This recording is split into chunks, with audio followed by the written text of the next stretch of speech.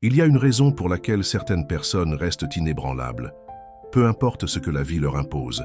Le chaos éclate, des gens les trahissent, les plans s'effondrent, mais elles restent debout, calmes, immobiles, comme si la tempête ne les avait jamais touchées. Comment est-ce possible? Ce n'est pas de la chance, ce n'est pas du déni, c'est de la maîtrise. Carl Jung a dit un jour, « Tu n'es pas ce qui t'arrive, tu es ta manière d'y répondre ». Mais la plupart des gens vivent comme si le monde les attaquait. Chaque regard semble un jugement, chaque silence, un rejet, chaque difficulté, quelque chose de personnel. Et si, en réalité, rien à l'extérieur n'avait de pouvoir sur toi? Et si tes réactions n'étaient pas liées au monde extérieur, mais aux parties de toi qui n'ont pas encore guéri? La vidéo d'aujourd'hui ne parle pas seulement de psychologie, elle parle de libération. Si tu t'es déjà demandé pourquoi cela me touche autant, la réponse n'est pas à l'extérieur, elle est en toi. Et une fois que tu la vois, une fois que tu comprends vraiment, rien, ni personne, ne pourra plus jamais contrôler ta paix. La plupart des gens vivent leur vie en lutte constante contre le monde, en essayant d'être aimés, en essayant d'être respectés, en essayant de contrôler ce qui n'a jamais été sous leur contrôle. Et chaque fois que quelque chose tourne mal, ils s'effondrent, ils blâment l'extérieur, ils réagissent, sans jamais se demander « qu'est-ce qui, en moi, est en train d'être mis à nu ?» Carl Jung ne nous a pas appris à fuir l'inconfort. Il nous a appris à l'étudier, à comprendre que chaque réaction émotionnelle n'est pas une faiblesse, c'est une information. Parce que la tempête n'est pas à l'extérieur, elle est à l'intérieur. Et au moment où tu arrêtes de fuir, tu rencontres la seule partie de toi qui détient réellement le pouvoir, ta perception. Cette vidéo va te montrer comment reprendre ce pouvoir. Non pas en supprimant tes émotions, mais en maîtrisant la seule chose que personne ne peut toucher, ta réponse. Et si tu es prêt à aller plus loin dans ce travail, à vraiment reprendre possession de ton esprit et de ta clarté émotionnelle, j'ai créé un guide qui va bien au-delà de ce que je vais dire ici. Ce n'est pas juste un e-book, c'est une carte vers la maîtrise de soi, basée sur la psychologie jungienne, des pratiques de guérison réelles et des outils de réflexion concrets. Tu trouveras le lien dans le commentaire épinglé ci-dessous. Et si tu es sérieux, dans ton cheminement personnel, abonne-toi dès maintenant. Cette chaîne est faite pour ceux qui en ont assez du chaos émotionnel et qui sont prêts pour la liberté mentale. Maintenant, respire. Laisse tout se taire. Parce que ce qui vient ensuite a le pouvoir de transformer tout ton monde intérieur. Voici la traduction en français avec ponctuation optimisée pour narration vocale fluide, sans modification ni ajout de titre. Il y a une raison pour laquelle certaines personnes restent inébranlables, quoi que la vie leur impose. Le chaos, les insultes, les déceptions, elles s'élèvent au-dessus de tout cela. Non pas en contrôlant le monde, mais en se maîtrisant elles-mêmes.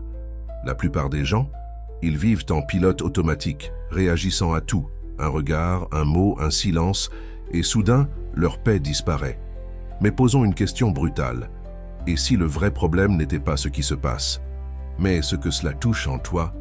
Carl Jung croyait que nous ne souffrons pas parce que le monde est cruel, nous souffrons parce que nous sommes inconscients. Nous ne réalisons pas que nous avons construit nos vies autour de blessures invisibles, des déclencheurs que nous ne comprenons pas, des histoires que nous n'avons jamais choisies, et alors, nous continuons à réagir au même type de personnes, à la même dynamique douloureuse, à la même spirale émotionnelle. Parce qu'au fond, une partie de nous croit encore. Cette douleur prouve que je ne suis pas assez. Quelqu'un te manque de respect, et cela te blesse plus que ça ne devrait.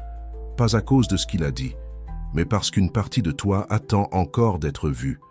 Quelqu'un s'éloigne, et tu paniques. Pas à cause de son absence, mais parce que tu as lié ta valeur à sa présence. Ce n'est pas le monde qui te fait du mal, c'est le sens que tu lui donnes. Laisse ça résonner. Deux personnes peuvent vivre le même moment. L'une s'effondre, l'autre se transforme. La différence? La perception, c'est ce que Jung appelait le travail de l'ombre, la pratique consistant à faire face aux croyances inconscientes qui façonnent ta réalité émotionnelle. Parce que tant que tu évites ton ombre, elle te contrôle. Pense à la dernière fois où tu as réagi de manière excessive. Était-ce vraiment à cause de ce moment-là? Ou cela a-t-il activé quelque chose de beaucoup plus ancien?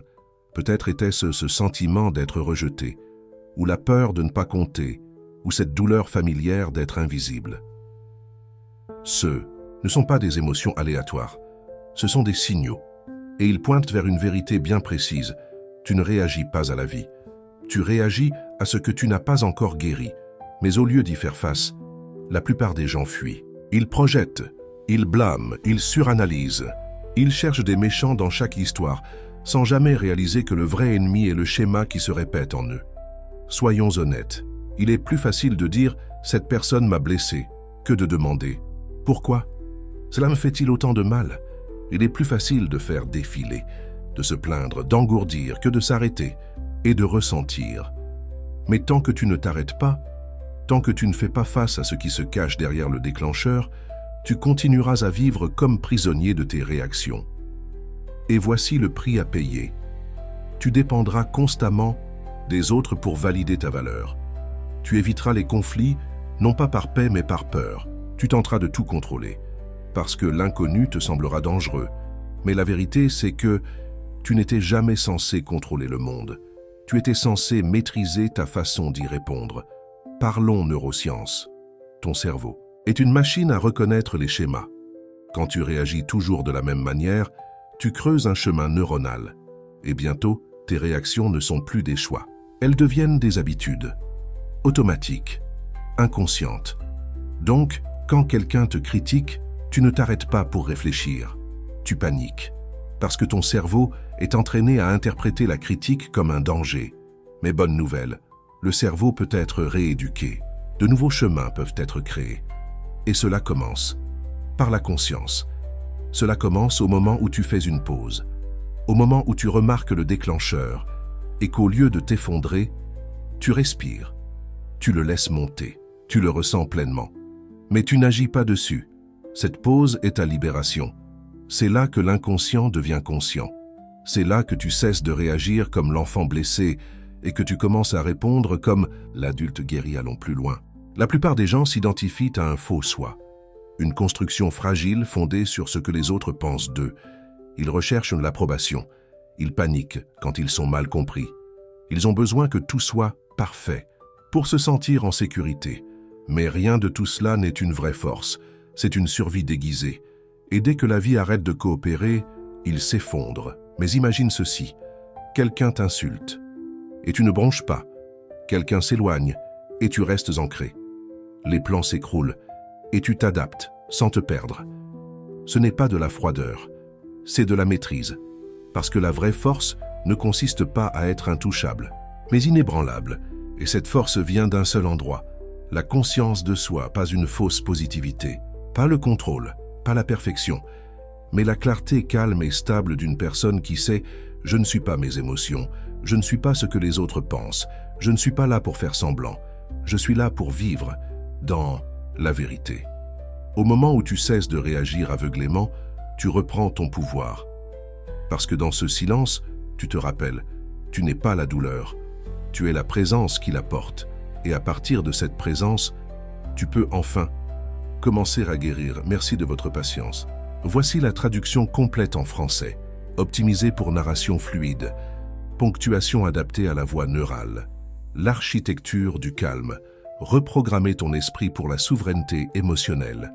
Imagine ceci, tu marches dans la rue et quelqu'un t'insulte. Est-ce que tu ressens le besoin de réagir, de prouver ta valeur, de te défendre? La plupart des gens, oui, parce qu'ils ne réalisent pas. La réaction n'est pas causée par l'insulte, elle est causée par ce que l'insulte touche à l'intérieur d'eux. Carl Jung connaissait bien cela. Il enseignait que rien de l'extérieur ne t'affecte vraiment, à moins que cela ne trouve quelque chose d'inachevé en toi. Alors quand quelqu'un te traite d'échec et que cela te blesse profondément, ce n'est pas à cause du mot. C'est parce qu'une partie de toi croit que ça pourrait être vrai. Voici la clé. Tu ne réagis pas aux gens, tu réagis à ton ombre, à ton passé non guéri, à tes besoins non comblés, à tes croyances invisibles. Le monde ne contrôle pas tes émotions, c'est ton esprit qui le fait. Mais la plupart des esprits ne sont pas formés pour la liberté. Ils sont câblés pour la survie, pour les schémas, pour la réaction. C'est pour cela que tant de gens ont l'impression d'être traînés par la vie, au lieu de la choisir. Chaque situation devient un test. Chaque personne devient une menace. Chaque résultat devient un verdict sur ta valeur. Et lentement, sans s'en rendre compte, tu construis ta vie sur la défense. Tu marches sur des œufs. Tu anticipes le rejet. Tu évites la vérité, juste pour éviter l'inconfort. Mais voici une vérité radicale. Tu peux reprogrammer ton système nerveux pour la paix. Tu peux reconditionner ton cerveau pour répondre sans réagir. Cela commence par la conscience. Tu dois devenir l'observateur de ton esprit, pas son prisonnier. Décomposons cela. Tu te sens rejeté. L'esprit dit « Je ne suis pas aimable ». Ton corps se tend. Ta respiration se coupe. Tu plonges. Mais si tu fais une pause juste un instant et que tu demandes « Cette réaction vient-elle de maintenant ou de quelque chose de plus ancien ?» Tout commence à changer, parce que maintenant tu es sorti du script. Tu as interrompu le programme. Tu as choisi la conscience plutôt que le conditionnement. Et ce choix, c'est la porte vers la souveraineté. C'est le moment où tu cesses de remettre ta paix au monde extérieur. Pense-y ainsi. Si tu as besoin que les autres agissent d'une certaine manière pour rester calme, tu n'es pas libre. Si tu as besoin que les résultats correspondent à tes attentes pour te sentir en sécurité, tu n'es pas ancré. Si tu dépends de la validation pour te sentir digne, tu n'es pas connecté à toi-même. Le vrai calme ne vient pas de ce qui t'entoure, il vient de ce qui est ancré en toi. Et cet ancrage se construit par la discipline. Tu rééduques ton système nerveux en faisant face à l'inconfort, sans fuir. Tu apprends à ton corps, cette sensation n'est pas un danger. Cette émotion n'est pas une menace. Je peux la ressentir sans m'y perdre. Ce n'est pas de l'engourdissement, c'est de la maîtrise. Et tu la construis, brique par brique. Quand quelqu'un te manque de respect, fais une pause, observe, remarque l'histoire qui monte en toi. Est-ce « je ne suis pas assez bien » ou « je dois me justifier » Attrape-la.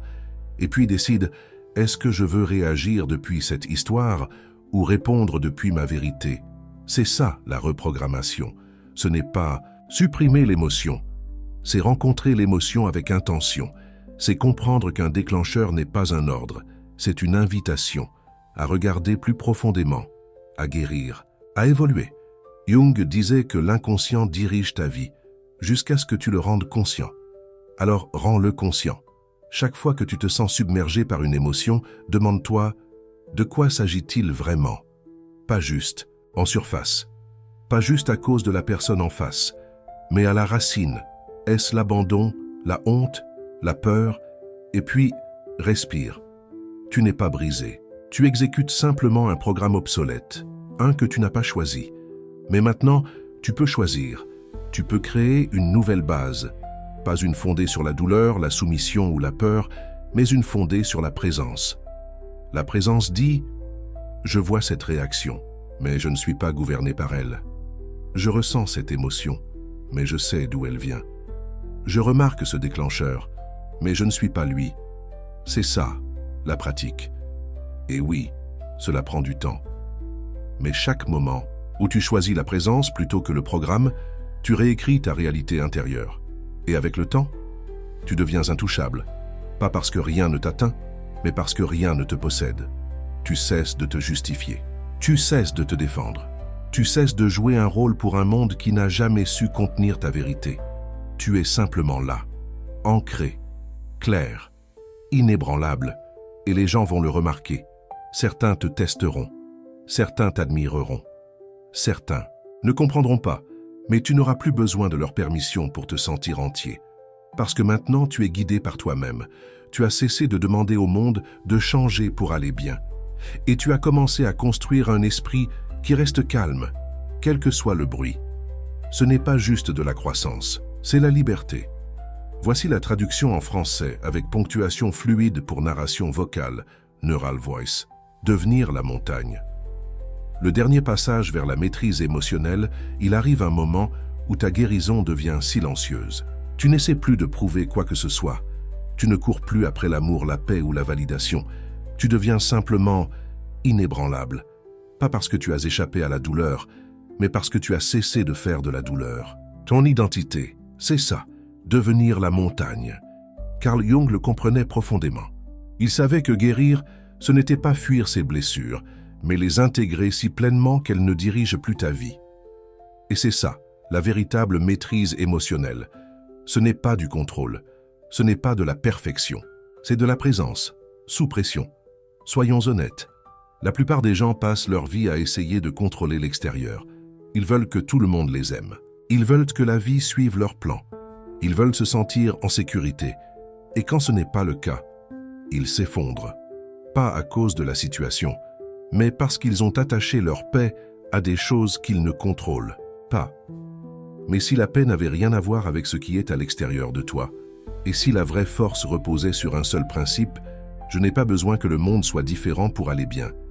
Lis cela encore, parce que le jour où tu cesses d'avoir besoin que les gens agissent d'une certaine manière, le jour où tu n'exiges plus que les résultats correspondent à tes désirs, c'est le jour où tu deviens libre. Tu ne te replies plus face aux critiques, tu ne paniques plus quand les plans changent, tu ne combats plus la vie, tu flows avec elle, et ce basculement change tout. Voyons cela dans la vraie vie. Imagine que quelqu'un te trahit, l'ancien toi s'effondre, rumine, se sent brisé. Le nouveau toi ressent encore, a encore mal, mais ne s'effondre pas. Tu prends du recul, tu observes, tu traites, et tu te demandes « Qu'est-ce que cela m'enseigne? Qu'est-ce que cela active en moi? À quoi suis-je invité à renoncer ?» C'est ça, la maîtrise. Ce n'est pas de la froideur, ce n'est pas de l'indifférence, c'est de la clarté. Parce que maintenant, tu vois la douleur comme un message, et non comme une punition. Tu comprends que chaque déclencheur est un enseignant. Chaque déception est un réajustement. Chaque inconfort est une occasion de choisir autrement. C'est ça la puissance de la neutralité émotionnelle. Pas le détachement dans le sens de l'apathie, mais le détachement de l'identité. Tu n'es plus la réaction. Tu as une réaction, tu la ressens, tu la regardes, mais tu ne la deviens pas. Et ça te rend puissant, parce que désormais, les gens peuvent t'envoyer du chaos, et tu ne l'absorbes pas. Les situations peuvent s'effondrer, et tu restes centré. Tu perds ce que tu croyais nécessaire, et tu sais toujours qui tu es. C'est ça, la montagne. Immobile face au vent, inébranlable sous la tempête, calme, solide, ancré dans la vérité. Tu n'y arrives pas en fuyant la vie, tu y arrives, en rencontrant la vie encore et encore, sans t'abandonner. Ce n'est pas le chemin populaire, ce n'est pas celui qui attire les applaudissements, ce n'est pas facile, mais c'est réel. Et c'est le seul chemin vers une paix durable. Parce que voici ce que la plupart ignorent. Tu ne trouves pas la paix. Tu deviens la personne qui ne la perd plus. Tu la construis dans le silence, dans la solitude, dans chaque moment privé où tu choisis de rester avec toi-même, au lieu de retourner à tes anciens schémas. Quand tu respires au lieu d'accuser. Quand tu réfléchis au lieu de réagir. Quand tu permets à l'inconfort d'exister, au lieu de le fuir. C'est là que le recablage commence. Et oui, les gens autour de toi peuvent ne pas comprendre cette nouvelle version de toi. Ils peuvent te dire que tu es distant, trop calme, trop silencieux. Laisse-les parler. Ils sont habitués à ton chaos. Ils sont habitués à la version de toi qui demandait la permission d'exister. Mais cette version n'est plus. Parce que tu as choisi de construire une nouvelle relation avec toi-même. Une relation basée sur la confiance, sur la souveraineté, sur le fait de ne plus supplier le monde d'être doux, parce que tu sais comment te tenir à travers la tempête. Et si tu as besoin d'un rappel, tu n'es pas tes blessures, tu n'es pas tes déclencheurs, tu n'es pas tes peurs. Tu es celui qui observe tout cela. Et cet observateur, c'est ton vrai moi, calme, sage, sans peur. Et plus tu vis à partir de ce soi-là, plus ta vie devient paisible. Pas parce que le monde a changé, mais parce que tu as cessé d'en avoir besoin. Tu as cessé de donner ton pouvoir. Tu as cessé de te battre contre la réalité. Tu as cessé de tout prendre personnellement. Tu as compris, ce n'est pas contre moi, c'est ce que j'y attache. Et à partir de là, tu es devenu entier. Pas parfait, pas invincible, mais ancré, présent, inébranlablement toi. Alors, quel est le dernier pas? Continue de choisir ce chemin, chaque jour, chaque déclencheur, chaque moment. Parce que la maîtrise n'est pas une ligne d'arrivée. C'est une façon de vivre. C'est le moment où tu réalises Je n'ai plus besoin de me battre pour la paix. Je suis devenu cette paix. Le moment où tu te rappelles, qui tu es-tu n'est pas venu ici pour être réactif, pour être ballotté par les opinions, pour rétrécir chaque fois que le monde oublie de reconnaître ta valeur. Tu es venu ici pour te souvenir, pour revenir à toi, pour te réapproprier ton être. Et peut-être que personne ne t'a jamais appris comment faire. Peut-être que personne ne t'a montré comment rester calme quand la tempête arrive. Comment t'asseoir avec tes émotions senties, noyées. Comment faire de la place pour ta douleur sans en faire ton identité. Mais maintenant, tu apprends. Tu vois que la paix ne vient pas du silence autour de toi, mais du silence en toi. Une présence profonde, enracinée, que personne ne peut t'enlever. Les personnes qui semblent intouchables n'ont pas eu de chance. Elles sont dévouées. Elles ont choisi d'arrêter de remettre leur pouvoir à ce qu'elles ne peuvent pas contrôler. Elles ont cessé de s'expliquer, cessé de courir après l'approbation, cessé de réagir et commencé à répondre avec conscience. Et toi, tu es en train de devenir l'une d'elles. Tu n'es pas brisé, tu es en train de devenir entier, alors que ceci soit ton tournant. Le moment où tu cesses d'essayer de changer le monde et où tu changes la façon dont tu rencontres le monde. Le moment où tu cesses de demander « Pourquoi cela continue-t-il de m'arriver ?» et où tu commences à demander « Quelle partie de moi continue de réagir ainsi ?» Le moment où tu cesses de fuir ton ombre et où tu commences à marcher à ses côtés avec grâce.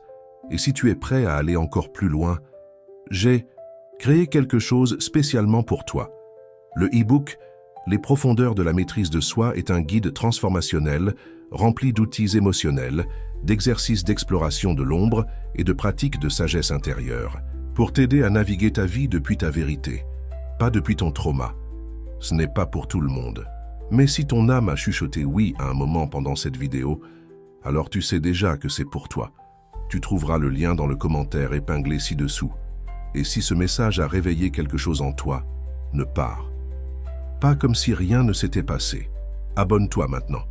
Parce que cet espace existe pour des personnes comme toi, des personnes qui en ont assez de survivre et qui sont enfin prêtes à vivre pleinement, sans peur, librement.